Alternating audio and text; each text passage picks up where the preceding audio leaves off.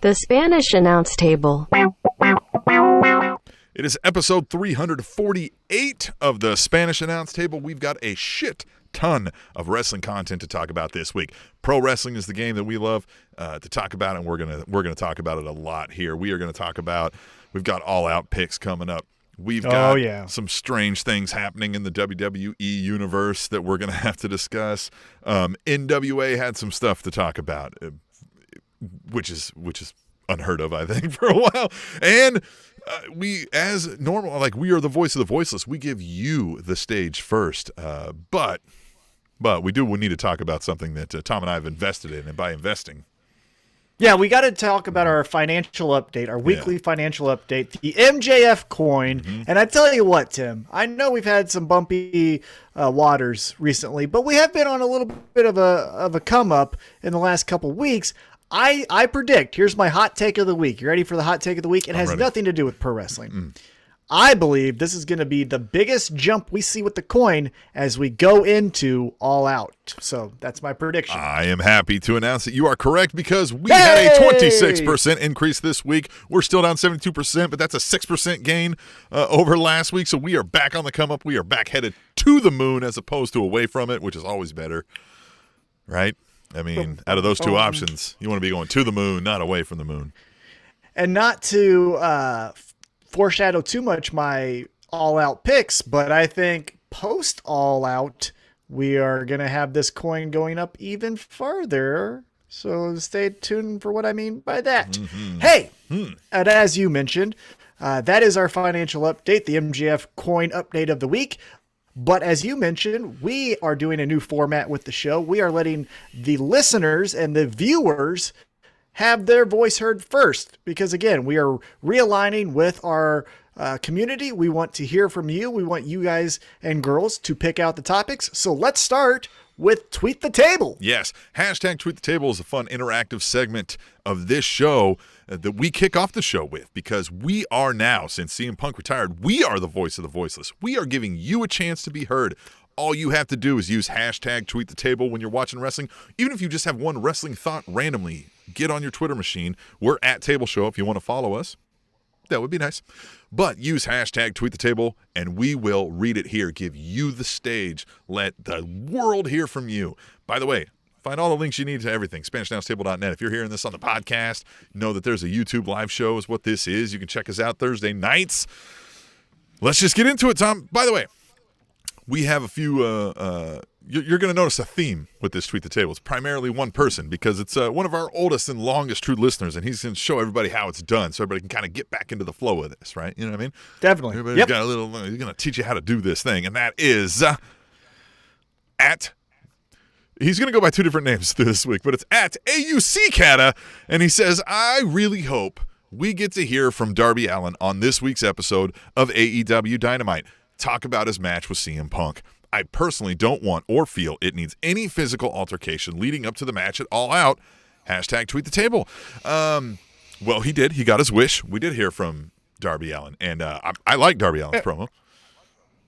Yeah, what a cool promo. What a way to switch the tables on CM Punk, where CM Punk says, if I was 15, Darby Allin would be my favorite wrestler. And Darby Allin says, well, guess what? When I was 15, you were my favorite wrestler. I like that aspect. I also like the aspect of Darby Allin saying, hey, I'm still going to beat you.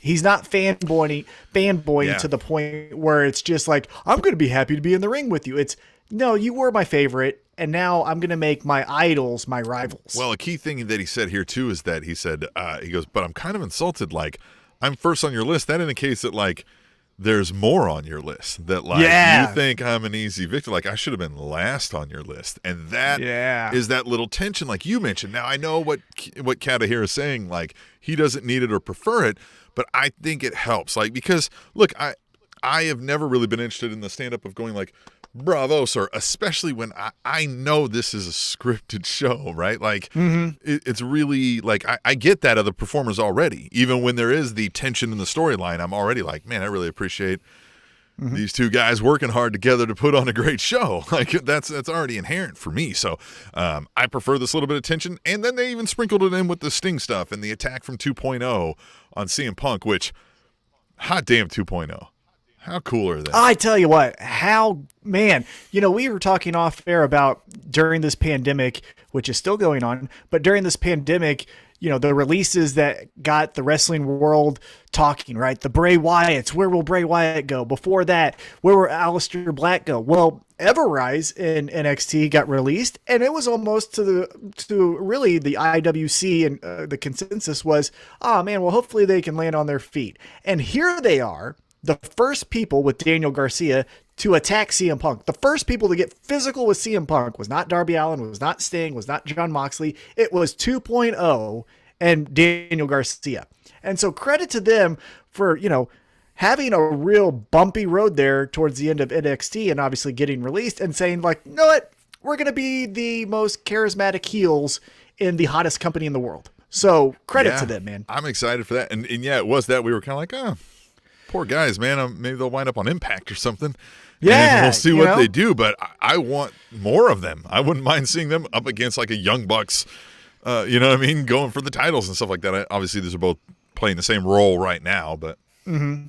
But yeah, they played that great mid-card, fill in, plug and play heels where you can put it with any two baby faces that you may want to have face off with each other. If you want to create tension between Eddie Kingston and Jon Moxley, use 2.0. You want some tension even if they go babyface with the Young Bucks or Kenny Omega and the Young Bucks, use 2.0. Also Daniel Garcia as well. But like the collection of the three of them are awesome. Red Death. I still think though, Danny Garcia. Yeah, he's great. That's a good name. But I just 2.0. You want to taste? Huh? You want to taste? They're so fun. They are fun. God, they're everyone's delusional uncle at the cookout. Huh? Yeah. You want to taste? You want to taste? Tell you what, back in '86, I had 4 touchdowns in the state championship. You want to taste? It's like, no, man. You didn't play football. And if you are that delusional uncle, we want to hear from you. Use hashtag #TweetTheTable. We're going to tell the world your thoughts just like we're doing here with @DevilVamp, who says, who the fuck cares about Giannis or what the fuck ever? Who is this person? I don't care. Stop showing him. Hashtag AEW Rampage, hashtag #TweetTheTable. And man, DevilVamp's wrong here, right? Like this take is just wrong, right? Yeah, it's wrong. Giannis was, even if you didn't know who he was, how could you not feel his energy and his excitement about it? Like, he was just as excited as you were, just for you to be like, fuck that guy. If there was a random guy in the crowd and he was sitting next to you, you'd be like, stop being so fucking excited. I'm trying to be excited here. I get maybe what you're saying. Like, why do they keep showing him? But they keep showing him because he's one of the biggest names in the nation right now. Well, and on top of that, he was sitting in a spot where you couldn't even ignore him, even if you didn't show him. He was so tall, he was to the second row. He's 9'4". Yeah, he was so tall that his mannerisms were overpowering the match at certain times. So you just got to take the camera and say, like, we're going to show him from this angle. And to your point, even if he was no famous person ever, right? If he was just random 9'4" guy, he was going to be shown because of his mannerisms. He was going to be Brock Lesnar guy, except for 9'4" guy. Now, to explain it for maybe people who don't know who Giannis is, he is the Finals MVP. He is a former league MVP. He just won the NBA World Championship. He's probably one of the 3 best basketball players in the world. They are in his home city, and as everyone does in every aspect of capitalism, you want to be with the cool people. When the cool people look at your thing, you show them looking at your thing. So it's just a tried and true method. I get that maybe there was a couple more shots than probably was needed, but I think it was because maybe they were shocked of how into this he was, right? Maybe they had planned for, hey, we're going to do 2 shots of Giannis, clapping, but every Lucha Bros counter and Jungle Boy, top rope move, he was flipping out. So credit to them. It was great. And by the way, did you see, I sent it to you, I think it's on Twitter somewhere, but Tony Khan introducing Giannis? Oh, yeah. Going through puberty. Good that was so night. Fanboy. That was so great. Giannis! Antetokounmpo! It's like, calm down, my guy. He's going to be fine. He's walking out. You met him before. Yeah. It was just so fun. Tony Khan, man. What a dork. Love that guy. Providing such great entertainment and being a fan. And, I'm giving him shit here for being the type of guy that cracks his voice when it introduces a superstar like Giannis, but it also shows like he's invested. He's into this. He's having fun. So good for him. You know, and I think I read an interview here too where it's just like, I mean, you can tell when he speaks about this and kind of what his plans are and stuff that like he is trying to do this in a smart business way because, I mean, he comes from a smart business family and knows what he's doing, but also this is something he's passionate about. And when you marry those two together, man, you can get some dangerous results, man. Good dangerous, right? Definitely. Yeah, I thought the whole Giannis experience was a lot of fun. Good for them. Yeah. All right, back into some more AEW stuff from at AUC Kata. Says, fuck. If Penelope Ford is aligned with the bunny, does that mean she's also in the Hardy family office? Because the last thing that stable needs is more members. Straight face. Hashtag AEW Rampage. Hashtag TweetTheTable. And he's not wrong. Like, get everybody away from Matt Hardy at this point on TV, man. Like, it's too much. I don't think she joined the Hardy family. I don't think so I think either. this feels like, well, if we talk about last night's AEW Dynamite, it feels a lot like how Anna Jay and Tay Conti are friends, but Tay Conti is not official member of the Dark Order, right? She's not coming out with join the Dark Order. She's not claws up. She's not doing that. But connected at the hip with Tay Conti is Anna Jay. Anna Jay is in the Dark Order. She is the female presence in that group. So I think that's what we're doing here with Penelope Ford and the Bunny, where Penelope Ford is like, hey, Bunny's my best friend. We're going to be going into this battle royal, taking every woman over the top rope. But I don't know about that Hardy guy. I don't know about Private Party. I'm not into parties, you know. I'm over here with the weirdos and butchering the blade, you know. It would be fun if she's like, that Matt Hardy guy's creeping me out. Looking at me weird. Well, that would be funny if she thought that they were too, or that Hardy and the Private Party were too creepy for Butcher and the Blade. Like, hey, you sure you want to run with those guys? And it's like, have you seen us? Yeah, we do. Yeah. All right. But I'm excited for this women's battle royal. I know we're gonna give our picks here, later on in the show. But another twosome that's going into this battle royal. I don't know if we're gonna talk about it and tweet the table. But if you saw Jade Cargill and Nyla Rose take out Thunder Rosa and then have their own little beef kind of there for a second. Another one rising to prominence in my mind every time is this Mark Sterling guy. Oh, he's the best. Oh, gosh. Also, if you caught Homecoming Night 2, GCW's Homecoming Night 2, after Mark Cardona. There you go. Mark Sterling, Matt Cardona. After Matt Cardona won the championship from Nick Gage at Night 1, Night 2, Mark Sterling came out and addressed the GCW crowd on behalf of Matt Cardona. So, yeah, he's doing great in GCW. He's doing great in AEW. He's so good. He's on that action figure podcast with all of them. I don't listen to it, but he's fun. He's great. I like him. Yeah, I like him a lot. He's good stuff. All right, at AUC Kata again says, hey, Tay Conti would be in the title picture against the Doc if I had the pencil. Hashtag TweetTheTable. Hashtag AEW Dynamite. And, of course, by the Doc, he means the DMD. That wouldn't be bad. Again, I think Ty's still improving in wrestling and obviously has, the martial arts background. But, I mean, obviously there's still work to be done on, like, character building and promo, stuff like that. But, I mean, that doesn't mean you can't be up against the champ for a good – you know what I mean? Good little feud. Oh, definitely. Now, again, I think the biggest hardship we have with any Britt Baker feud right now is she's kind of trolling us. She talked about the biggest free agent signing. It was her, not her boyfriend. Ha ha ha. Got us all, right? Well, she said she signed a long-term contract, and if that's real, that's awesome too. Oh, that's great. That's amazing. Yeah, I love that move.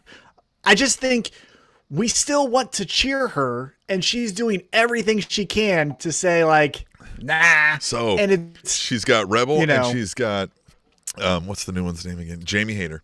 And she was like, so they're entering the Casino Battle Royal, and she's like, and if one of them win, if Jamie wins, and she's like, yeah, she knows. Yeah, so fun. Yeah. So fun. And Jamie still hasn't done the DMD. I love that they all do it, even Tony, and she just goes. And this is prime for, I think the byproduct of this too is like, if she does keep laying it on thick and kind of throwing shade at Rebel, like Rebel can carry something. Like some of that will rub off on Rebel, and she'll get a huge face turn out of that. Oh, it's so good. Oh, again, I think the end goal for this 3-woman stable is to have Rebel be the talking mouthpiece for Jamie Hayter, and then you position Jamie Hayter and Rebel against Britt Baker. Back to Kata's comment, though, with Tay Conti, I will say this, whether it's Elevation, whether it's Dark, whether it's Dynamite, when she comes out, she has that Bayley energy, like early NXT Bayley energy, where it's just like, yeah, I'm smiling too. Why? I don't know. She's smiling. I'm smiling. We're happy. This is fun. Isn't this fun? Wrestling's fun. I like her. Like, she just has that, right? Yeah. She comes out, she smiles. It's the most genuine, just nicest energy you could have in pro wrestling with having the credibility of like, try me, motherfuckers. I'm a black belt in judo. I will fucking throw you on your head in a second. Brawl for all. Right. But then it's like, but hey, who wants to get their nails done? Let's do our nails. Bitch, try me. Nails. It's like, you know what I mean? They just do. She just has that. It's so great too. Well, credibility. It is that like, I think if you saw her in public, like if you were at a bar, and you might recognize that like she's not unfit. But, like, I think there's that chance that you're talking, like, there would be a female who would be like, fuck this little, you know what I mean, if they got mad and would try to shove her around, and then she would just unload death even on some this guys. person. Yeah, even dudes. Yeah. Like, she would kick the shit out of me if I was there trying to, like, you know what I mean, get handy and feely on her or something like that. Never do that again. And, you know what I mean? Yeah. Like, right. Yeah, I just think her character works so well to be in the title picture. Now, I liked when she took on Hikaru Shida, and it was Shida versus Tay Conti for the championship, but it felt a little bit too much like what we were talking about earlier with CM Punk and Darby Allin, where it's like, hey, that's great. You guys like each other, and there's respect, but I need something. If you put Britt Baker and Tay Conti, that's a marriage made in heaven with booking. The only problem, again, is that we want to cheer Britt Baker. And so it's going to be Tay Conti's in a lose-lose situation. She's going to get booed even though she's doing her role exceptional. yeah. Well, you know who else is doing exceptional is Kata for all these hashtag tweet the tables. And we want you to play along too. We are now the voice of the voiceless. You can be heard. Whatever wrestling thought you have, share it with us. Use hashtag tweet the table on Twitter. We're going to read it here, and then we'll discuss. We'll let folks discuss with us back. If you were on the YouTube show right now, you could chat with us. Chat with us live while we're doing the show. We want you to, I don't know, give us your like us. Yeah, please like us. We want your innermost thoughts. We want it. We want to give you the stage. All right, now let's go back to Kata, and he says, Naomi's the newest member of the SmackDown roster. Did I miss an episode of the draft? Why the change? Well, I thought she was already on SmackDown. This shit is so confusing. Hashtag tweet the table. And yeah, there is a lot of confusing shit in the WWE universe. And we're going to talk even more about it later in the show, specifically in regard to NXT. But like with this SmackDown stuff, yeah, I mean, like, I just don't. Naomi is back, okay, or you're going to like put her on SmackDown, but like, this is the most creative thing you came up with here. Yeah, I think the underlying tone here is that Sonya Deville was like, fuck her, right? Like, that's going to be the tension is, hey, I'm in charge, but I don't want you on my show. Naomi can't be denied because she's so good. What do we do? Here's the story. And that's a fine story, especially for Naomi, who's got 0 stories that have been fun in her career since back to being a Funkadactyl, right? Now, I get why if you break kayfabe, I mean, I'm serious. Like, that was the last time she had a fun story. Last time she did something fun was in the name of the character. I mean, really, she's had little moments, when she was with the Usos for that split second, all that stuff. Now, again, if you're breaking kayfabe, you understand the reasoning, right? We're back on the road. We want married couples to stay together because we don't want our wrestlers to be unhappy. So, of course, she's going to go to SmackDown. That totally makes sense, 100%. Now, what Kata brings up, though, is that you couldn't wait 3 weeks. Like, were they going to get a divorce if she wasn't on the show until after the draft? Like, come on. And then the other point that I was going to make, in the bloodline? Like, that would be infinitely more exciting than this. Like, I don't. Oh, well, storyline wise, we need to jump into that head first. But The other thing that I was going to say, and this is more of a high level overview of WWE, and this is one of the examples you would bring up, is if WWE was a scene from a movie, it would be the band on the Titanic as they start to get their instruments as the fucking ship sinks. Like, they're going to try, they're not going to do well. It's what they know, but they're sinking. It's just a horrible product. I'm being serious. Like, I'm not trying to like, oh, I don't like it because I'm an AEW mark. I am an AEW mark. I love them. But on the other hand, there's just, what is the compelling story? And I know everybody, like the people who want to be a contrarian when we discuss this and say, well, they're making more money than ever. Like, there was still a climax for WCW, and then it sharpened up, like, you know what I mean? It went down. That means people realized before the climax, like, hey, this kind of sucks. And then they started going away. That's where we're at now, I think. Like, sure, the storm is coming, though. Like, this is terrible shit. Like, it's just bad. Yeah, and if you wanted to say, like, oh, money equals the best, let me remind you, in the world of music, Ashley Simpson at one time had the #1 album in the country, and she can't sing. So let's not say that, like, because I make money, that means I'm good. That's not true. Yeah, nobody's saying Walmart is the best way to shop. Like, it's not the most preferred way to fucking, right. You know? Yeah. Right. All right. At AUC Kenna says, Kevin Owens is rocking a tie tonight for the commentary gig. He's such a professional. Hashtag Smackdown, hashtag tweet the table. Kevin Owens is another one. I don't like him. Do what? You don't like him? I don't like it.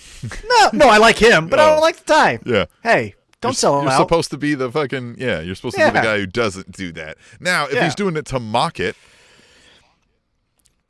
Right. Right. But, yeah, you know. The thing with Kevin Owens is Eddie is like. Kingston. Go ahead. I was going to say, you see Eddie Kingston on Elevation, and he's still wearing his Tupac shirt and his Timberlands. Like, come on, Kevin. You're the everyday guy. Don't do that shit. So the thing with Kevin Owens, and this goes back to what we were saying with 2.0, right? Those guys, they get released. They were doing kind of next to nothing, and then they show up here and they're having fun. Like, we're going to talk about it maybe coming up here in a little bit. We saw Santana and Ortiz versus FTR. Like, even when those guys are in WWE or get a chance to do it, like, they just don't get the same chance to tell storylines. Like, Kevin Owens could be, I mean, people want to love that guy, especially when you let him, like, tell a story he wants to tell, and they just won't. Like, they just won't get out of their own goddamn way sometimes because it's got to be Brock Lesnar instead of fucking Kevin Owens, and that's why we fucking want to watch these other programs now, because they're telling the better stories with the better people that, like, the people that we care about, and letting them be artists.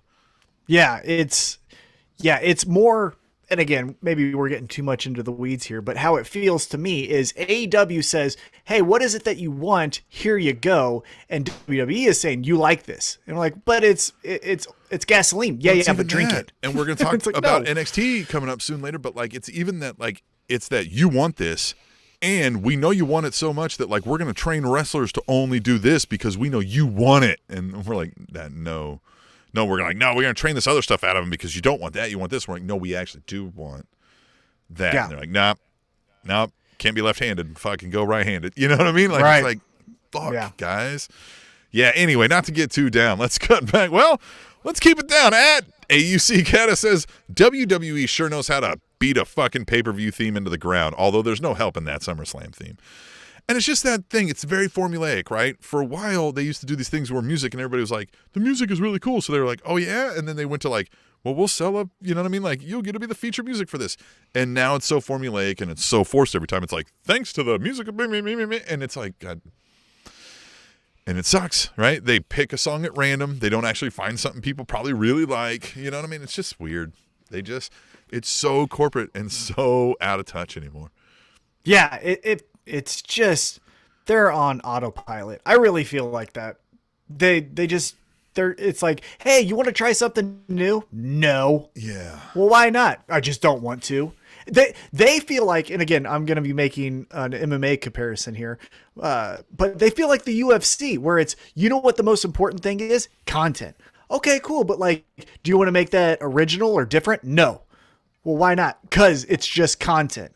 They say we need 300 hours. They don't say we need 10 moments this year. There's a difference. And that's what both of these companies are doing, where it's rinse, repeat. And you can't tell the difference between one UFC card and the next. And you can't tell a difference between one SmackDown and the next one, or one Raw and the next one. You can't tell the difference. I could not for the life of me tell me what the last 3 names of WWE pay-per-views were, who wrestled on them, what they were. Yeah, because it's rinse, repeat. It's rinse, repeat. It's just, yeah. In it's fact, just the content. last 3 were probably content. the same card. Yeah. If I had to guess. If I had to guess. Yeah. It's the contracts that they've signed that says we will provide X number of hours. Will those hours be good? We don't fucking care, because the TV industry is trying to not make you be a cord cutter. So they're saying live content, live, you want to know this content information, so don't DVR it. And that's what they're banking on. They're just banking on content hours. That's all it is. UFC and WWE, same fucking company. Just dum-dums. Well, we're not dum-dums because we give you a voice. We want to make this show what you want, and that we do that through hashtag #TweetTheTable, just like we did here. That was the last of them. But hashtag #TweetTheTable on Twitter with any of your wrestling thoughts. If everybody gave us one a week, we'd have everybody could be heard, right? The whole world could be heard, right? We could do this forever. Now, we will remind you before we move on to talk about some of the other stuff that didn't get picked up in the Tweet the Tables. Go to SpanishAnnounceTable.net. We've got all kinds of stuff up there. We've got a merch link if you want to buy some shirts, right? And some other things that we've got on our merch store. We've got to donate. If you want to be the beer sponsor of the week, you donate some money, tell us to go grab some beers, and we'll tell everybody how great you are. You know, all of our links to social media up there, current videos, all that kind of stuff. So do that for us. And I did a new segment this week because I missed my instant reaction to Rampage because I was working the Invicta fights. By the way, watch that main event knockout of the year. Incredible. Sounded like a goddamn shotgun went off when she kicked her in the head. Anyhow, so I did a new segment called Breakfast and Body Slams. I love it. So check out where I ate my actual breakfast, which was eggs, pork chops, and bacon. And then I did some review of Rampage. So there you go. Yeah. It was fun. I hope you guys liked it. There. Oh, you got to go protein. Protein is what gets you to lunch, right? Like if you don't do protein, you do carbs, you're done by 10:30. Oh, yeah. So you got to do protein. Yeah. But yeah, you do I liked carbs it. and a wake and bake. You're just fucked. Yeah, don't do that. No way. But hey, if you liked it, let me know. I can do more breakfast and body slams. I can do whatever topic you would like for me to cover in the morning. Get some coffee. You want to talk about wrestling? Let's do it. If it's a success, maybe we'll start doing some dinner and drop kicks. You know what I mean? Oh, right. I like you know that. Some lariats and lunch. Yeah, some lariats and lunch, right? Yeah. Man, we got all kinds of shit. Hey, by the way, we trademarked all those as officially property of Spanish Announce Table right there. That's ours. That's ours. You son of a bitch. All right, so we had Rampage. We had Dynamite. We do this on Thursday nights for anybody not with us live, so we're right sandwiched in between Dynamite and Rampage. But we had a last Rampage, we had a Dynamite. I think the biggest thing we want to talk about out of all those is this potentially last match for Cash Wheeler and the FTR against Santana and Ortiz. Like, I felt like I felt like they were like, hey, we got to get this match in because we don't know if this guy's going to be able to like continue his career. Is the way they've made it seem. Well, and it definitely felt like the end point of this rivalry, because as they mentioned, the last time that we saw Santana and Ortiz put on the face paint was when they were in the cage match, right? Mm-hmm. So that's a big time moment. This felt like a big time moment, and they brought it. This was great. I will say that Cash, if this is true that this was his last match, you couldn't have told me that it was, because he acted, and performed just as he has, this entire time in AEW. There was no drop off in his athleticism or performance. He did really well. I mean, everyone in this match did really well. And I thought it was it almost felt like a pay-per-view quality match. I almost think, again, we're going to talk about All Out here in just a moment. The news about All Out was that Andrade versus Pac has been canceled. They'll be moved to a future Rampage because of travel issues.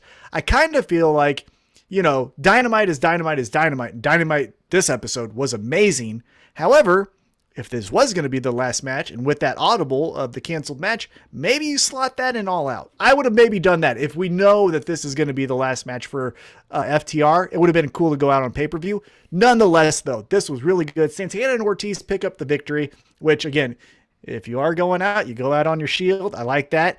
But who knows? This could just be an overreaction. We could be getting worked. It could be like, hey, this is a serious injury, but it's only 3 months, not my career. Right. So, or it could be like, hey, right now he's not regaining feeling, but he could in 3 months. I mean, those things happen, right? You know, and look at pro wrestling's recent history with Edge and Daniel Bryan. Now, those were head injuries and things like that. Well, but like medical science even is. That's what I'm saying. Modern medicine can definitely get you back to where you need to. To some point, if he's to a certain level, well, so you're not doing a whole lot of test of strength, or you're not doing a whole lot of things where you got to like handle a guy, like, you know what I mean? Steve Austin had to change his wrestling style, and he became the biggest star in fucking wrestling. So, and it's tag wrestling too, so he doesn't have to be in there 24/7. Yeah, we're not necessarily writing this guy off. I'm not saying like he's done, but you know, on the Rampage side of things, speaking of tag team matches, Jurassic Express versus Lucha Bros. Oh my goodness! Here's what I'll say. For the FTR, Santana and Ortiz to have that old school traditional style of wrestling with violence and we blood feud, and you know, this is a real fight kind of feel. This 6-man tag was just flips and shits and hey, how we doing? And it was so much fun. It was the polar opposite of tag matches, but it was also just as entertaining. Yeah. And as I said on the Rampage, you know, the Lucha Bros and the Jurassic Express, and that's going to lead us into the All Out, which we'll make picks for. That was a hell of a match. The Lucha Express, Jurassic Express, excuse me, not the Lucha, you know, mixing those two names again. Jurassic Express, every time they come out, they need to, so like this week they ran out to make the save on Dynamite, and, you know, that music hits. Everybody wants to sing into the thing, like, You can't let them run out and save a thing and play the music because the crowd's not going to care. They're just going to be doing the like while they're kicking ass. You know what I mean? They're like, oh yeah, that's right, they're fighting again. Yeah, you got to separate those two, I think. Well, it feels like, now obviously credit to Public Enemy, they were amazing. But when Public Enemy came out, it was, we're all doing this. Hey, by the way, you're going to wrestle, but we're going to party. And I'm not saying that obviously Public Enemy and Jurassic Express vibes are completely different, but it feels like, to your point, when Jurassic Express comes out, if you're going to have them do a run-in, man, that's the third thing that the crowd's thinking about. We're first talking about singing, we're second thinking about doing this, and third, oh, hey, Luchasaurus did a choke slam on someone. Yeah. It was fun. You know, it was great. Yeah. The other part I wanted to ask you about that I feel, again, is getting swept under the rug as far as storylines. It was our mandatory Team Taz segment for 3 seconds here. Powerhouse Hobbs and Brian Cage. Brian Cage loses to Powerhouse Hobbs. I think that was the right move as far as like future trajectory, right? Yes. But Brian Cage then just loses all the time now. Look, Team Taz. Brian Cage is a guy who I feel like is going to get washed out here because I don't know that I see anything in Brian Cage that's like he's going to carry the storyline for me and make me like really get behind him. It works better as a heel where I want to get behind the other person, and that's not the position he's in here. And the roster is getting more bloated, and it just feels like he's one of those guys where like he can probably hold a world title in some of the other organizations, or he can do nothing here, you know? And I just or as we've discussed, you make Elevation a more storyline driven show. You have him featured on there, something like that. You know, give him the yellow light for a little while other people are getting the green light. Because, look, Powerhouse Hobbs, I'm more interested in. I'm liking that guy more each time I see him. Like he's getting it more, you know. But I will say the athleticism from Brian Cage jumps off the screen. Yeah, he's the type of guy where you can show a casual fan, you can show your brother who watched in '99, and you say, "Watch this guy," and they're like, "Who the fuck is that?" You know what that means? It's great for the kickoff show. Yeah, but hey, look. He had a great kickoff show. Yeah. with Hangman Adam Page. I mean, if that is the role that he wants to fill, there's worse things to do, right? So got me pumped. Yeah, it's just his athleticism is so unreal that I feel like you gotta capitalize somewhere with him. You know, somewhere.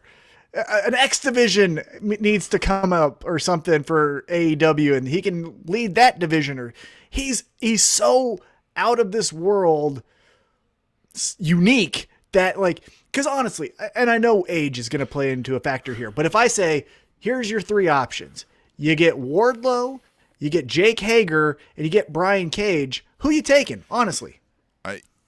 Yeah, Cage. But like, so here's the thing: he's gonna leave AEW. He's gonna go to the new NXT, and he's gonna they're gonna dress him up like a real machine, and he's gonna be the machine over there, and he's gonna do his flips and shit over there on the new colorful NXT. More on that later. Man, I'm right. You made that. Yeah, you made that happen. Yeah, I put that into the universe. God damn it! I put it into Tim. the universe. It's gonna go into the universe. All right. MJF's sit-down interview with Tony Schiavone, and just. If I'm giving a chef's kiss for this one. Yeah. God damn.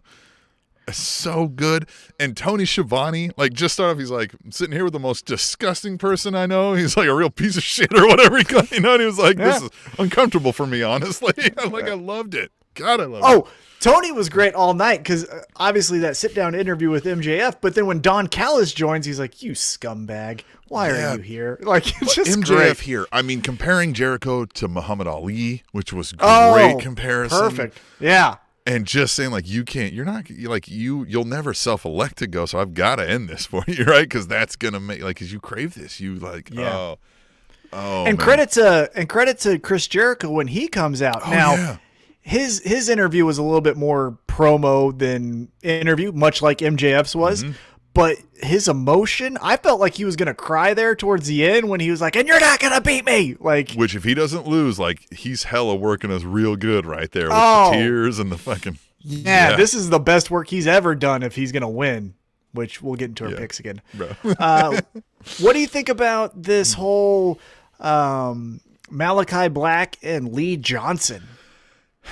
Well, Lee Johnson's going to get served up here, but I feel like they may find a way to work in where Lee Johnson gets a few things and we're like, oh, wow, Lee Johnson's impressive. But Malakai Black's still standing there looking as it's easy fodder to continue this evil character. He's going to do something where we're like, Jesus Christ, stop hurting the kid. You know what I mean? Take the raven out of his ass, or whatever. Yeah. I will say credit to Black here for coming in. Obviously, he got the Cody rub right off the bat, but then said, you know what? I'll work with Lee Johnson. Again, we're going into the pay-per-view event of the year. It could have easily been Malakai Black backstage saying, that's great. Let me work with Miro. Let me work with Eddie Kingston. Let me work. You know what I mean? He could have pushed that. So for him to say, I'll work with Lee Johnson. I see good things in Lee Johnson. Breaking kayfabe, I respect that. To your point, if we're keeping a storyline, I wouldn't be shocked. If Lee Johnson gets the first victory over Malakai Black. Yeah, gets a surprise victory, and then he gets his fucking receipt later. Yeah, but drives him even more crazy. Yeah, it's interesting. Maybe the eye gets worse, right? If he loses, then it just takes up his whole face. I just thought it was very interesting that Malakai Black going into the event of the year. You can't take up his whole face. He's going to be bordering on blackface here too soon, man. He needs to. He has the white. He has the white in it. Yeah, I know what you're saying. There. Hey, Orange Cassidy. They're still trying to make this Matt Hardy Orange Cassidy thing happen. Again, I love Orange Cassidy. As you can tell if you're watching the YouTube video, this is the hat I am wearing. I got it at the first and only AEW show I've been at, so credit to AEW for coming to Kansas City. Do it again. I will say, though, do it more. Do it every week. I would love it. I would buy tickets. Orange Cassidy is awesome. And Orange Cassidy is the entertaining part of this feud. If it was me, Tony Khan, if you're listening, let's just substitute Hardy family with wingmen and you got gold. I think you got gold with a JD Drake versus Orange Cassidy. I think you got gold with a Ryan Neiman and Pretty Peter Avalon versus the Best Friends, or this version of the Best Friends. There's so much you can do. If you have Pretty Peter Avalon getting pulled on his sexy sleigh next to Chris Statlander, right there is gold. Comedy gold. Pretty Peter Avalon and Chris Statlander. I mean, that's the segment right there. Yeah. But what do we got? We got Matt Hardy with his Hulk Hogan limp and this receding hairline trying to make a feud. It's just, nope. Go to dark, buddy. Yeah. It's not good. I don't like it. What else happened here? Out of nowhere, the shock of the night is Billy Gunn pulling a shield on Paul Wight.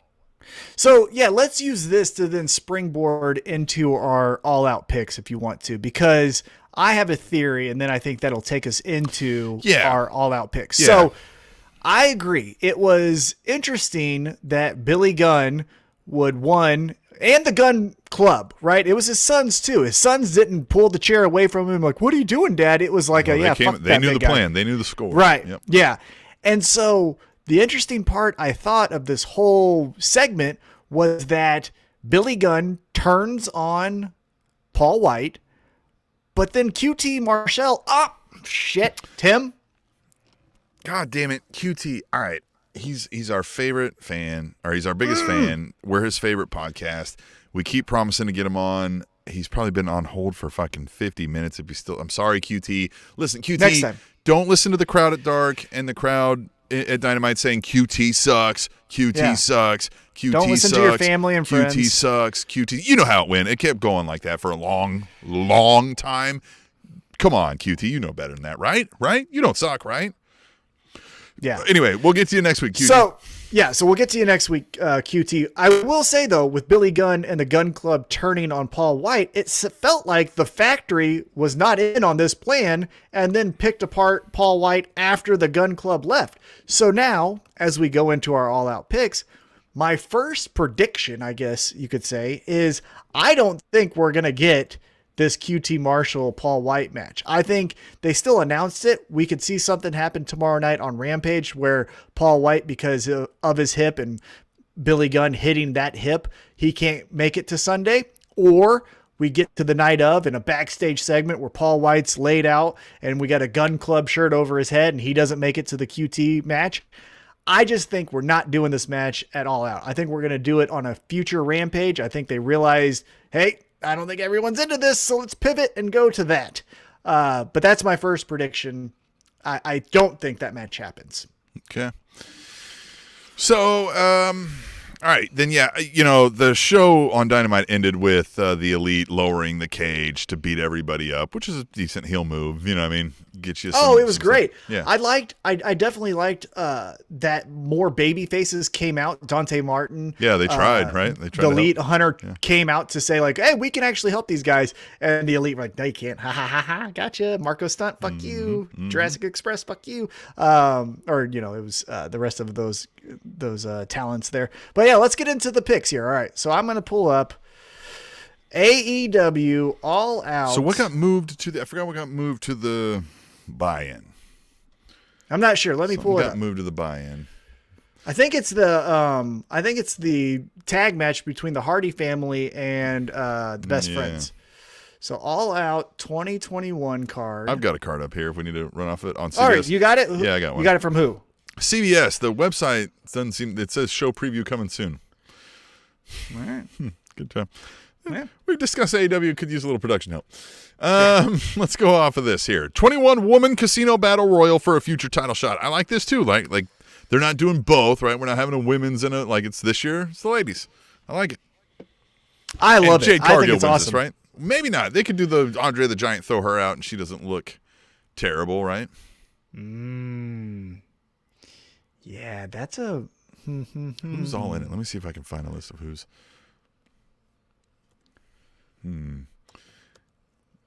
Yeah. Well, I can buy tickets to this thing, but I can't find the card. That's fantastic. All Elite Wrestling. Come on, guys, get your stuff together here. So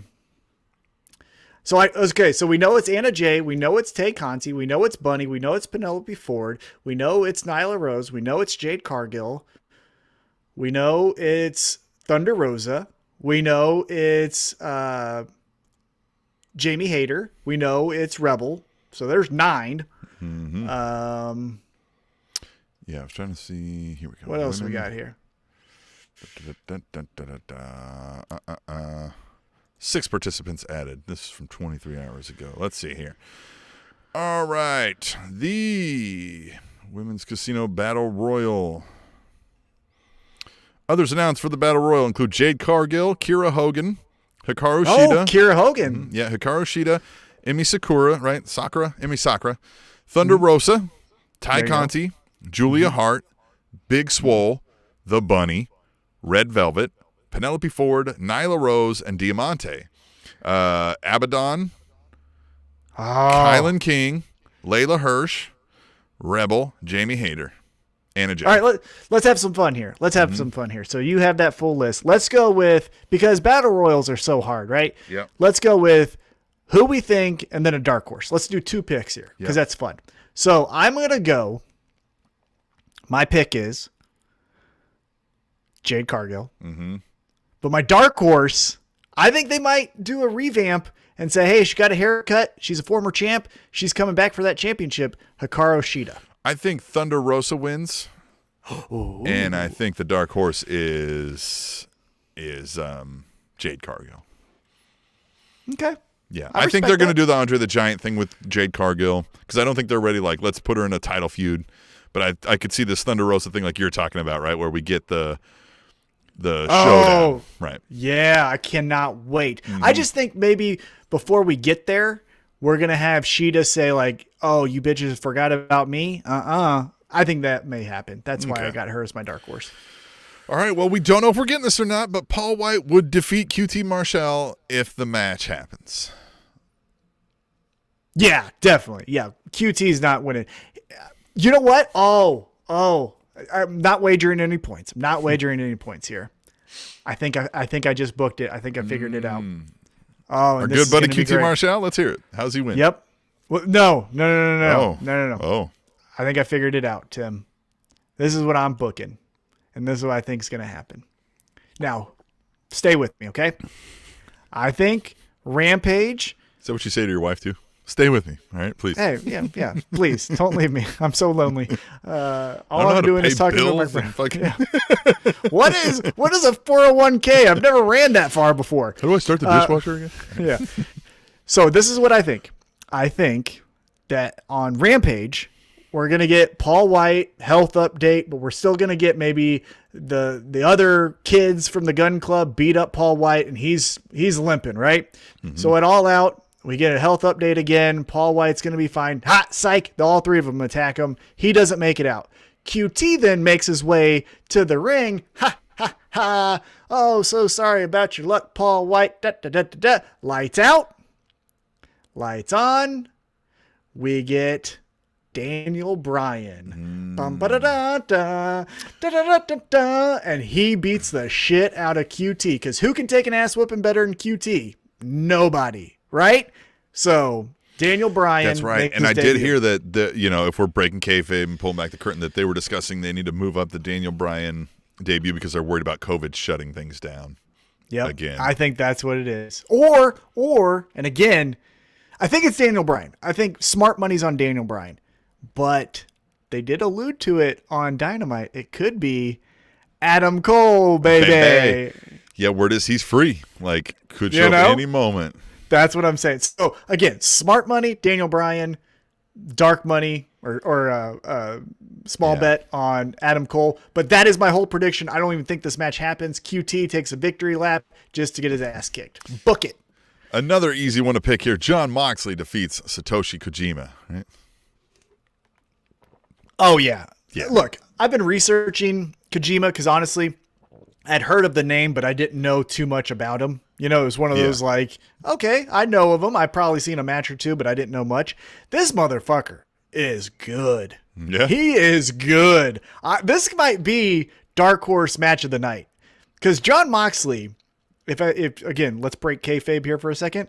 I think Jonathan Good, that's his, government name. Mm-hmm. I think he's getting a little pissed of like, hey, I took a shot on this first. Like, I know Chris Jericho was here, but let's be honest, Chris Jericho's past his prime. Like, the real star who put his neck out for this company was me, and now you got Punk and Bryan and Cole and Bray Wyatt and Malakai Black, all these motherfuckers trying to steal my shine? Watch me take over this show. And I think they're going to have this knockdown, drag-out fight. And yes, I do think Moxley wins, but I think this is going to be match of the night. This could be match of the night. Yeah. Well, a match I'm looking forward to. Oh, if it's what I think it is, I cannot wait. It's AEW TNT Championship match. Miro versus Eddie Kingston. There's going to be so much greatness. Oh. It's going to be so good. take my hand and I'll walk you through hell. Eddie Kingston. That promo was great. The he night. was like, I'm going to take your championship because he's like, because if you don't have the championship, well, then you're no longer God's favorite, right? Yeah.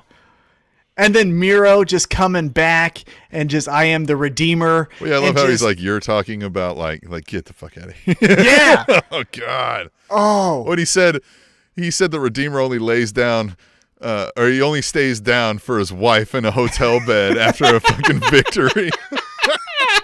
He's the best. That was the best promo of the week, was the package between the promo package with so Eddie quick. Kingston Miro. It was so fast and quick, and it was so great, and it was all it was needed. Like they both were just like, you think you fuck, like I ain't fucking scared of you. But take my hand and I'll walk you through hell. Woo-hoo! Yes, this is good. Yeah, if we were to rank the most anticipated matches on All Out's card, for me, number one is Eddie Kingston Miro. God. I cannot wait for the dynamic and the everyman versus the conqueror. I hope these guys stay fucking rivals. Keep forever. it going. Yeah. Keep it. I hope they're like a Cena Orton. I want to see this all the time. Oh, well, with this match specifically, I've got Miro. I think Miro wins. Yeah. But what I hope for is a time limit draw. Let's go time limit draw. Let's draw this out. You know, yeah, everything he tries to do to Eddie Kingston, he keeps getting. This is another way to build more of that, like every man. I'm gonna fucking give you everything I got, to where like he can barely stand, but he's still throwing a nut punch real quick and getting a momentary. You know what I mean? And you can evolve the Eddie Kingston character, because you can show when he taps out to, or when he says I quit to Jon Moxley, to now not giving up against Miro. You could show that evolution of he's a new man. He is the everyman that everyone can get behind. I hope it's a time limit draw. I'm so excited. You hear how the energy in my voice? You see how the show just picks up when we talk about fun wrestling? Here's how fun this is. That like you just said, I hope for a time limit draw. Yeah. Yes, I do. This is but I got Miro. If we're picking, I think this match is not going to be a time limit draw, although that's what I would want. I think we are going to get Miro wins. The only way I don't see it is like if Moxley came in because Miro's beating the shit out of Kingston so much that he like did something and caused like maybe a DQ or somehow Eddie Kingston gets a win but not the title, and then we transfer back again to like Miro versus Jon Moxley, right? Like the TNT I could see that, where they give Moxley a run with the TNT championship or something. You know what I mean? Like I could see that going on. But I think Miro wins this. Tag team championship match. The Young Bucks, Lucha Brothers, Steel Cage. This one's tough. I could see it going either way, but I think Lucha Brothers might win this. Okay, so I just mentioned how if I was going to rank my most anticipated matches, Miro, Eddie Kingston. Well, but this is why. I don't want anyone to die. Yeah. If you recall, All Out 2019, we had a Canadian destroyer off of a ladder through a table. Now, 2021, and we're going to add a cage?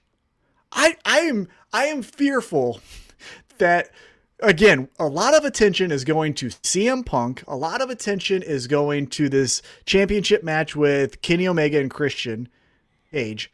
I fear that some of these talents on this card kind of feel like they're being overlooked, so they're going to go all out, pun intended. And I just don't want Matt Jackson to do a 680 corkscrew power bomb off the top of the cage and someone dies. It'll be fine because somebody will be holding his hand while he does it. Well, I just, you play with fire too much, and one of these times you get burned. HMH wrestling. So here, storyline wise, though, I'm torn here because I think we're not leading to a point where like Young Bucks necessarily have to have a major story to lose this title, because it doesn't look like, they're going with this like Kenny Omega belt collector and they're all the champs kind of thing. So I think it could be anyone, right? It could be a tag team, and the Lucha Brothers they're smoking hot right now. Everybody wants to do the Cero Miedo. You get a good matches out of everybody. I feel like them up against Santana and Ortiz right away is a great feud to start seeing. Oh, come on. Yeah. Lucha Bros, Santana and Ortiz. Yeah. Take my money. Oh my goodness. Yeah. I'm going Lucha Bros. I'm going Zero Miedo. Haha. That's what I'm going. All right. Fuck the Young Bucks. Okay. AEW Women's Championship, Dr. Britt Baker will beat Chris Statlander. There's no chance. Oh, yeah. There's no chance in hell Statlander comes away with this, right? No. Now, I think, again, this could be the seeds, depending on how the card is laid out. Because, again, we don't know specifically the match order. But if what happens in your world where Thunder Rosa wins, I could see Britt Baker retains. Hey, look, I'm running through everyone. No one here can beat me. Thunder Rosa stands at the top of the ramp. Oh, shit. We're going to start that. Or I could see Britt Baker wins and Jamie Hayter's like, that belt looks cool. Maybe I want that.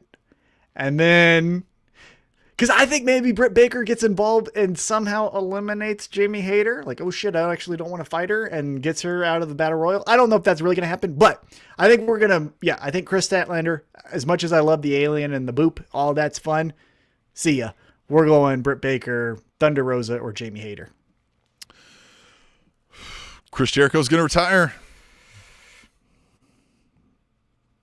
No. You don't think so, huh? No, he's not. No, I look, all the elements are there. All the elements are there, Tim. Which means he just put out a book.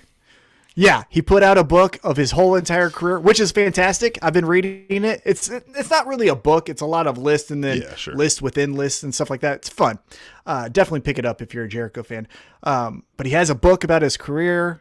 We have Rampage, and Mark Henry's kind of sucking, so we need some help there. We do have a full roster, and Jericho is kind of getting pushed to the side, even though he's on every episode, every segment, seems like. But Jericho has to wrestle Punk. I don't think he does. I don't think he does. And I think like he's in that point now. He loves symbolism. He said like this is where he started his main event journey was Chicago in the fucking building. I would not be shocked. I'm going to go ahead and pick MJF to win this. It would make sense, and it would be cool. And if any company is going to do it, it is AEW. Jericho and Adam Cole. MJF saying, I fucking retired Chris Jericho. The fucking heat he'll have forever, especially when they do the like, okay, now it's Jericho's like retirement party on Dynamite, and here comes MJF fucking... Oh, yeah, and that starts a new feud. Whoever tries to like step in the way, it's so Jericho's done, man. It's been a great career. I might have to put him in my top 5 at some point. You know what I mean? Like he's just, he's top 10 at least for sure. Yeah, upper top. Oh, and if he 6, 7, if he does this, if he does this go away party, and MJF goes like, time's over, Grandpa, and just fucking digs into his age and stuff. Oh yeah. Oh, he'd be like, due to our contractual obligations, your job actually just ended 30 minutes ago. So security, and fucking like leads him out. Like, Here's what I will say though. Here's what I will say. In defense of not putting him on commentary. Early on when Jericho was on commentary, we both said this, and I feel like the consensus was Jericho's fun on commentary. Yeah. It was great. Now that fans are back, I think he's trying to be more energetic than the fans. And for the TV audience, they're like, pump the brakes there, Jericho. Maybe shut the fuck up for a minute. So maybe they don't go the commentary route because of the backlash that's early on happening with Rampage episodes. I mean, look, he's a great ambassador if he's still there, right? Like doing the interviews, doing the media stuff, fill in as a manager when needed, or, authority figure when needed, or et cetera, et cetera. But, I mean, look, we're not going to get 3-star matches out of Jericho anymore. You know what I mean? Like, yeah, true. And also, he could play the angle of, okay, I won't wrestle in AEW, but you know what I want? That Impact Wrestling Championship. Never had that before. And he goes to Impact, and he Forbidden wrestles. Door, right? You're right. That's what I'm saying. He could play that angle. So, God dang it. Yeah, it's MJF, isn't it? Motherfucker, it's MJF. You're picking MJF? Yeah, God damn it. I got MJF. And, all right, so CM Punk, Darby Allin. And here's a bold prediction. CM Punk tears a quad. No, I'm just kidding. He rips his Achilles. He's out for 6 months. If he fucking tears his quad in this match, I fucking... Both of them. All right, CM Punk, I think we both think is winning this, but man, I would not. I think it would surprise me if Darby Allin wins, but I don't think it would shock me. I'll throw a wrench into this whole story. You think Sting plays a role? So what if Darby Allin wins because Sting fucking heel moves it up? And even Darby Allin didn't want that, maybe, right? Like, or did? Or Sting says, hey, man, why you pushing me to the side? You need me to get these big victories. Does it?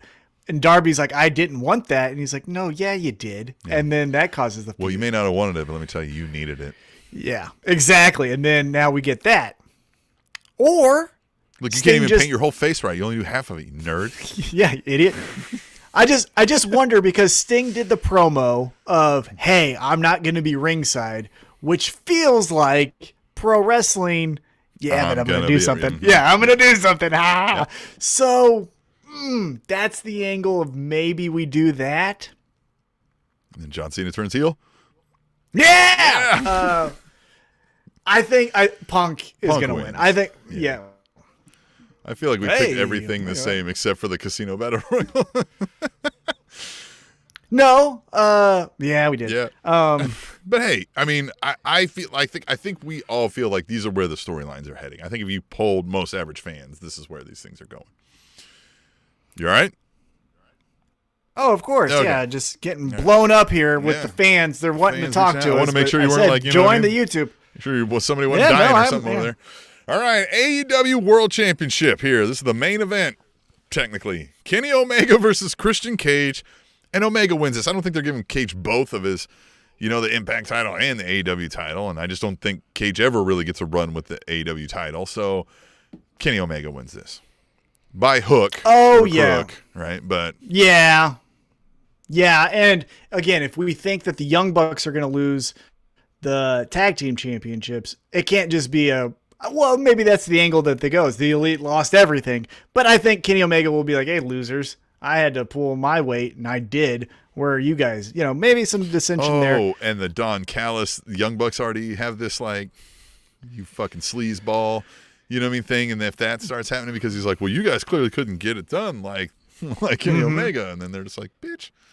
Maybe they open the door for Hangman to come back in and be like, you know what? I know what real friends were.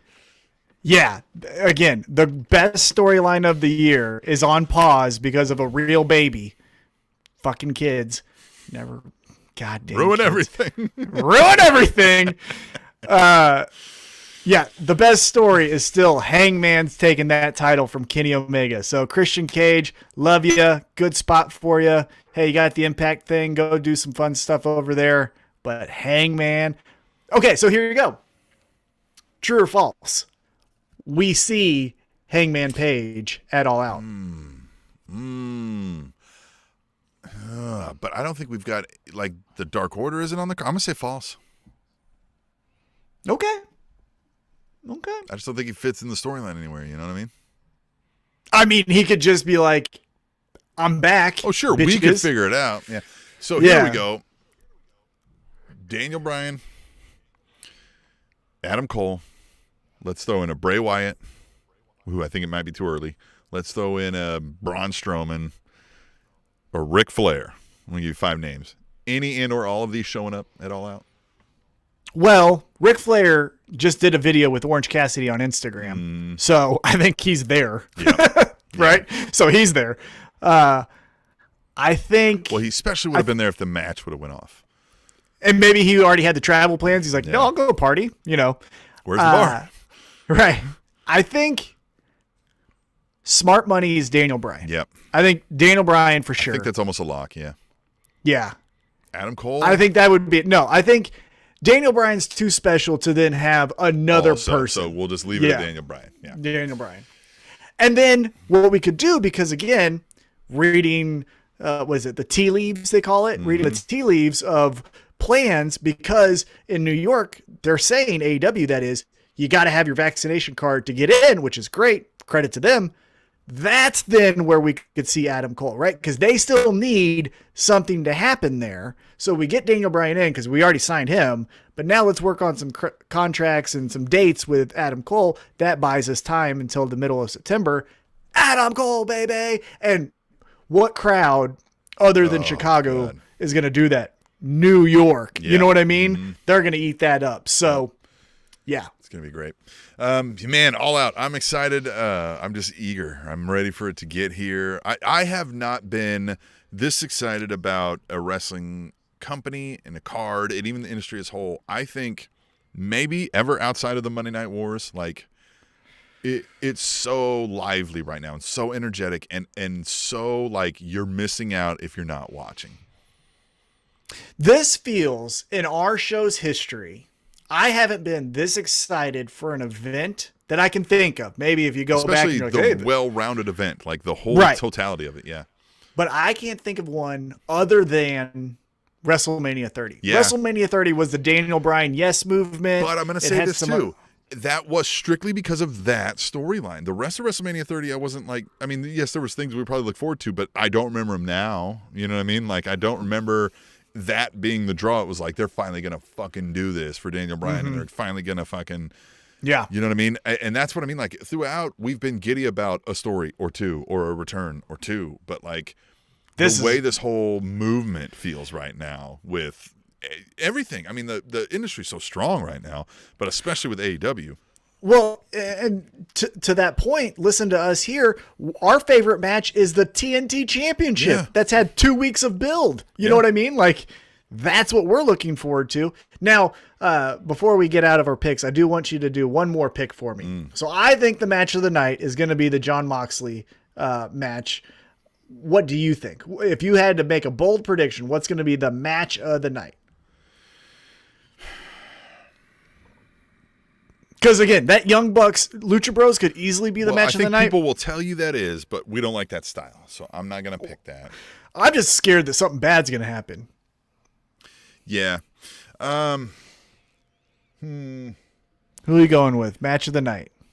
Man, I wouldn't be surprised if we didn't come away saying Kenny Omega Christian was the match of the night.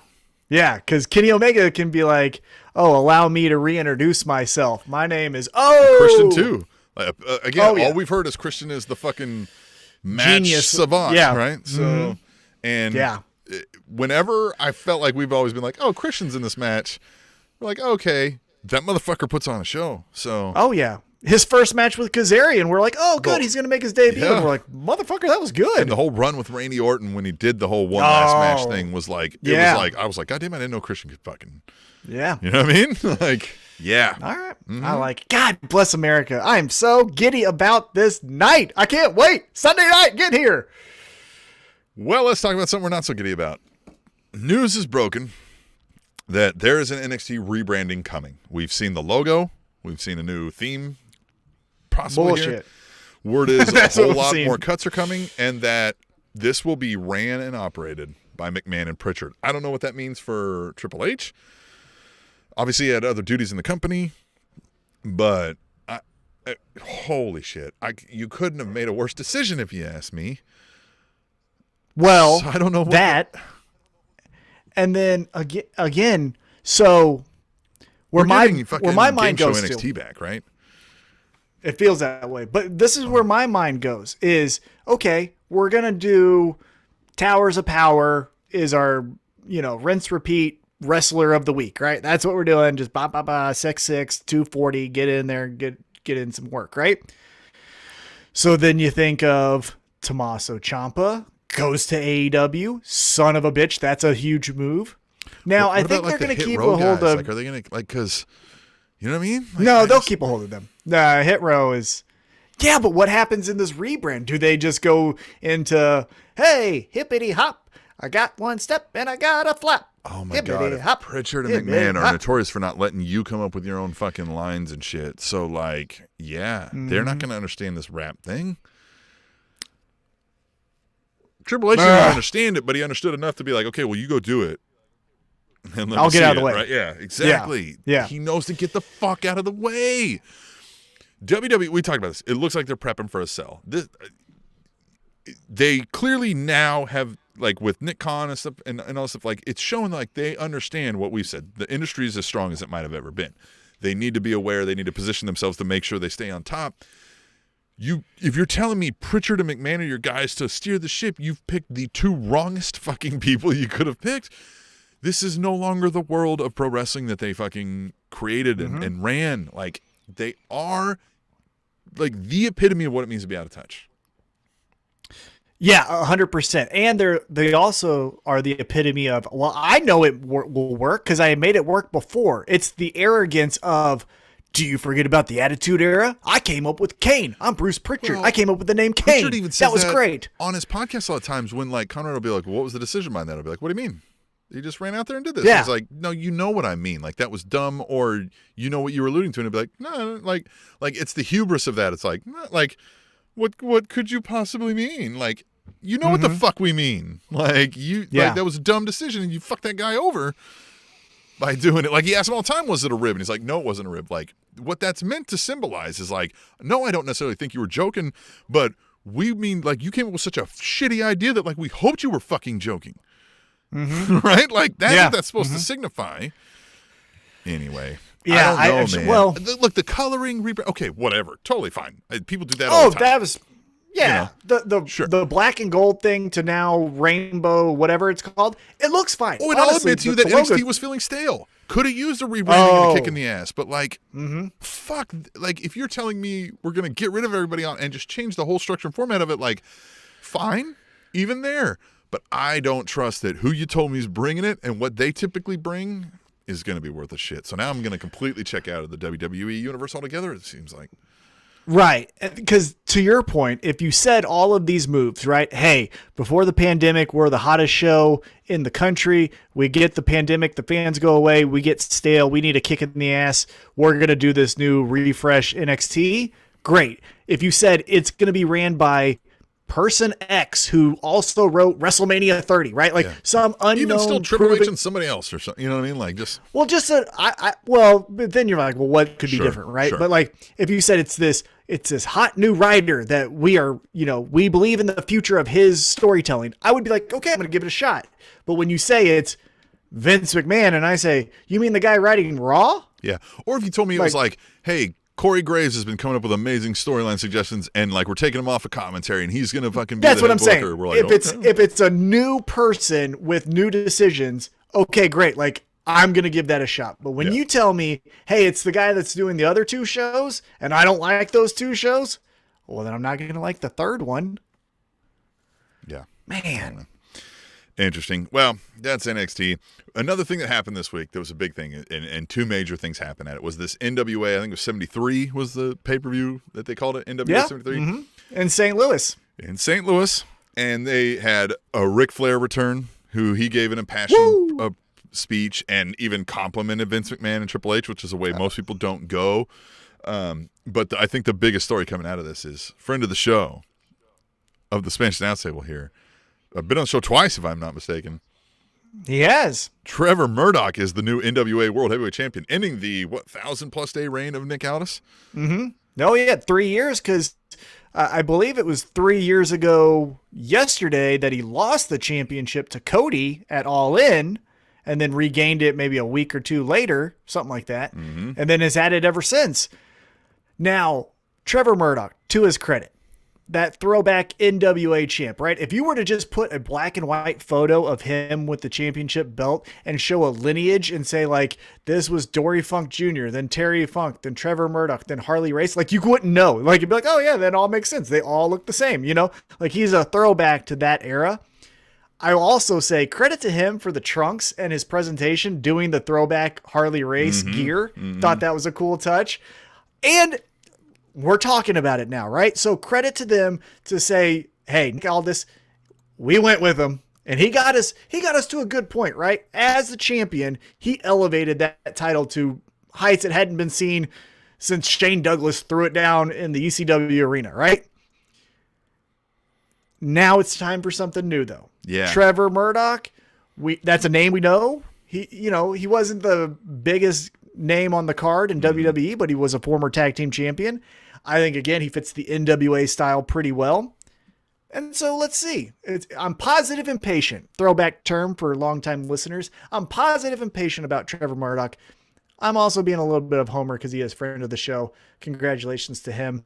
But I'm excited. I hope to see some good things. Also, a friend of the show who we'll have on here in the very near future, Marty Bell became one half of the NWA Women's Tag Team Champs. So credit to her. We'll most likely see her Wednesday night at Up Down KC as Tim and I both host a video game tournament at our local bar here, Up Down, the local video game bar. So excited for that as well. Oh man, I tell you what, I just don't want to focus on WWE. We got so much fun stuff. We got Rampage Friday night. We got All Out Sunday night. We got a video game tournament that we're hosting on Wednesday night. And then Thursday night, we're back to talk to you about Dynamite and Rampage and All Out Fallout. Woo, cannot wait. Come on with it. Yeah, I'm excited. I'm super excited for this All Out, and I couldn't be more pumped. And that's how I'm going to leave you guys.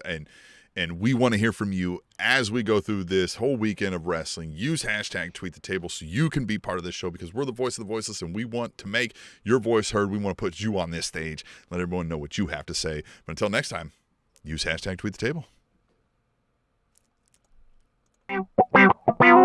The Spanish announce table.